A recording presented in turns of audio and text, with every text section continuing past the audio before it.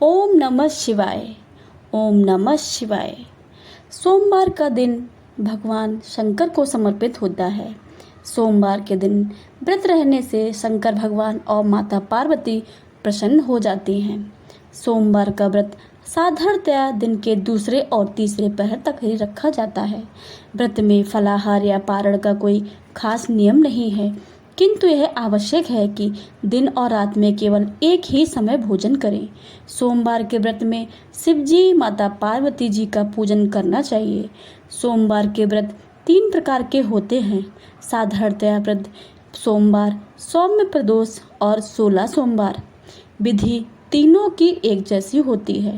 शिव पूजन के पश्चात कथा सुननी चाहिए। भक्तों, सोमवार की व्रत की कथा प्रारंभ होने से पहले अगर आप मेरे चैनल पर नए आए हैं तो चैनल को सब्सक्राइब करके बेल आइकन को ज़रूर दबा लें, ताकि आने वाली सारी वीडियो की नोटिफिकेशन सबसे पहले आपके पास पहुंचे। वीडियो अच्छी लगे तो वीडियो को लाइक करें, शेयर करें। कमेंट में जय शिव शंकर, जय माता पार्वती लिखना बिल्कुल भी मत भूलिएगा। तो शुरू करते हैं सोमवार व्रत की कथा। एक साहूकार था जिसके घर किसी प्रकार की कमी नहीं थी, परंतु उसको एक दुख था। उसको कोई पुत्र नहीं था। वह इसी चिंता में दिन रात रहता था और वह पुत्र की कामना के लिए प्रति सोमवार को शिव जी का व्रत और पूजन करता था। शाम काल को शिव मंदिर में जाकर शिव जी पर दीपक जलाता था।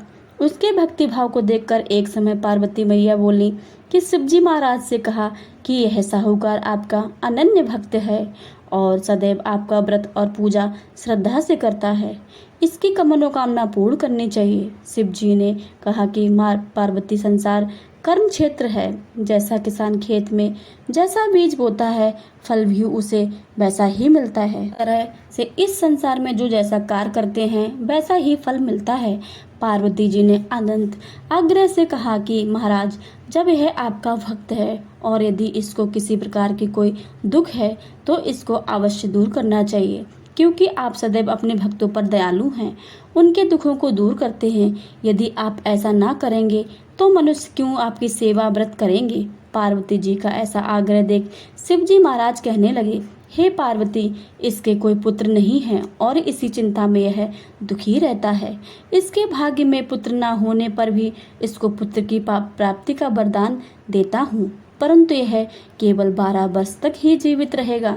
इसके पश्चात वह मृत्यु को प्राप्त हो जाएगा। इससे अधिक मैं और कुछ इसके लिए नहीं कर सकता हूँ। यह सब बातें साहूकार सुन रहा था। उसको इससे कुछ प्रसन्नता नहीं हुई और ना ही कुछ दुख हुआ। वह पहले की जैसे ही शिवजी महाराज का व्रत पूजन करता रहा। कुछ काल व्यतीत हो जाने पर साहूकार की स्त्री गर्भवती हुई और 9वें महीने उसके गर्भ में अति सुंदर पुत्र की प्राप्ति हुई। साहूकार के घर में बहुत खुशी मनाई गई, परंतु साहूकार ने उसकी केवल 12 वर्ष की आयु जानकर अधिक प्रसन्नता प्रकट नहीं की और न ही किसी से इसका भेद बतलाया। जब वह 11 वर्ष का हो गया तब उस बालक की माता ने उसके पिता से विवाह आदि के लिए कहा, परंतु वह साहूकार कहने लगा कि मैं अभी इसका विवाह नहीं करूंगा और काशी जी पढ़ने के लिए भेजूंगा। फिर साहूकार ने अपने साले अर्थात उस बालक के मामा को बुलाया। उसको बहुत सा धन देकर कहा, तुम इस बालक को काशी जी में पढ़ने के लिए ले जाओ और रास्ते में जिस स्थान पर भी जाओ वहाँ यज्ञ करो और ब्राह्मणों को भोजन कराओ। यह दोनों मामा और भांजे सब जगह यज्ञ करते और ब्राह्मणों को भोजन कराते जा रहे थे। रास्ते में उनको एक बड़ा शहर पड़ा। उस शहर में के राजा की कन्या का विवाह था और दूसरे राजा का लड़का जो विवाह करने के लिए बारात लेकर आया था वह एक आंख से काना था। उसके पिता को इस बात की चिंता थी कहीं वह वर को देखकर कन्या और उसके माता पिता विवाह से किसी प्रकार की अड़चन पैदा ना कर दें। इस कारण जब उसने अति सुंदर सेठ के लड़के को देखा तो मन में विचार किया कि क्यों ना शादी के कपड़े पहनाकर इसको विवाह के लिए ले जाएं, और उसको वर के कपड़े पहना तथा घोड़ा चढ़ाकर ले गए और बड़ी सुंदरता से सब कार्य पूर्ण हो गए। वर के पिता ने सोचा कि यदि विवाह कार्य भी इसी लड़के से करा जाए तो क्या बुराई है। ऐसा विचार करके लड़के और उसके मामा से कह दिया, यदि आप फेरों और कन्यादान का भी काम कर दें तो आपकी बड़ी कृपा होगी और हम इसके बदले में बहुत सारा धन देंगे। उन्होंने यह भी स्वीकार कर लिया। विवाह कार्य भी बहुत अच्छी तरह से हो गया। परंतु जिस समय लड़का जाने लगा तो उसने राजकुमारी के चुनरी के पल्ले पर लिख दिया कि तेरा विवाह तो मेरे साथ हुआ है। राजकुमार के साथ तुमको भेजेंगे, वह एक आंख से काना है। मैं तो काशी जी पढ़ने जा रहा हूँ।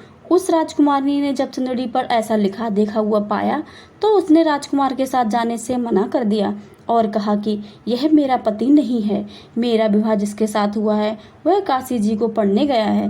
राजकुमारी के माता पिता ने अपनी कन्या को विदा नहीं किया और बारात को वापस कर दिया। उधर सेठ का लड़का, उसका मामा काशी जी पहुंचे। वहां जाकर उन्हें यज्ञ करना और लड़के ने पढ़ना शुरू कर दिया। जब लड़के की आयु 12 साल की हो गई तब एक दिन उन्होंने यज्ञ रचा रखा था कि लड़के ने अपने मामा से कहा, मामा जी आज तो मेरी तबीयत ठीक नहीं है। मामा ने कहा अंदर जाकर सो जाओ। लड़का अंदर जाकर सोया और थोड़ी देर में उसके प्राण निकल गए। जब उसके मामा ने आकर देखा कि वह तो मुर्दा पड़ा है तो उसको बड़ा दुख हुआ और उसने सोचा कि मैं अभी रोना पीटना मचा दूंगा तो यज्ञ का कार्य अधूरा रह जाएगा। अतः उसने जल्दी से यज्ञ का कार्य समाप्त कर ब्राह्मणों के जाने के बाद रोना पीटना आरंभ किया। संयोगवश उसी समय शिव पार्वती जी उधर से जा रहे थे। जब उन्होंने जोर जोर से रोने की आवाज़ सुनी तो पार्वती जी ने कहने लगी कि महाराज कोई दुखिया रो रहा है, उसके कष्ट दूर कर दीजिए। शिव पार्वती ने पास आकर देखा तो वहाँ एक लड़का मुर्दा पड़ा था। पार्वती जी कहने लगी कि महाराज यह तो उसी सेठ का लड़का है जो आपके वरदान से हुआ था।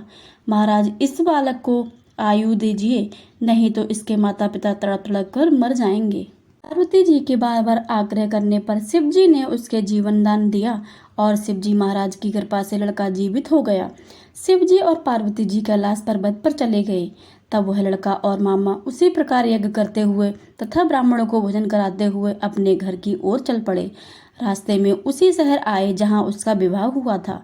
वहाँ पर आकर उन्होंने यज्ञ आरंभ कर दिया तो उस लड़के के ससुर ने उसको पहचान लिया और अपने महल में ले जाकर उसकी बड़ी खातिरदारी की। साथ ही बहुत से दास दासियों सहित आदर पूर्वक लड़की और जमाई को लेकर विदा कर दिया। जब वह अपने शहर के निकट आया तो मामा ने कहा कि मैं पहले तुम्हारे घर जाकर खबर देता हूँ। जब वह लड़के के मामा के घर पहुंचा तो लड़के के माता पिता घर की छत पर बैठे थे और यह प्रण रखा था कि यदि हमारा पुत्र सकुशल नहीं लौट आया तो हम राजी खुशी नीचे जाएंगे, नहीं तो छत के से गिरकर अपने प्राण खो देंगे। इतने में उस लड़के के मामा ने आकर यह समाचार दिया कि आपका पुत्र आ गया है, तो उनको विश्वास नहीं हुआ। तब उसके मामा ने शपथ करके पूर्वक कहा कि आपका पुत्र और अपनी स्त्री के साथ बहुत सारा धन लेकर आया है। तो सेठ ने आनंद के साथ उसका स्वागत किया और बड़ी प्रसन्नता के साथ रहने लगे। इसी प्रकार से जो कोई इस सोमवार की कथा का श्रवण करता है भगवान शंकर उसके सभी कष्ट को दूर करके उसकी सारी मनोकामनाओं को पूर्ण करते हैं।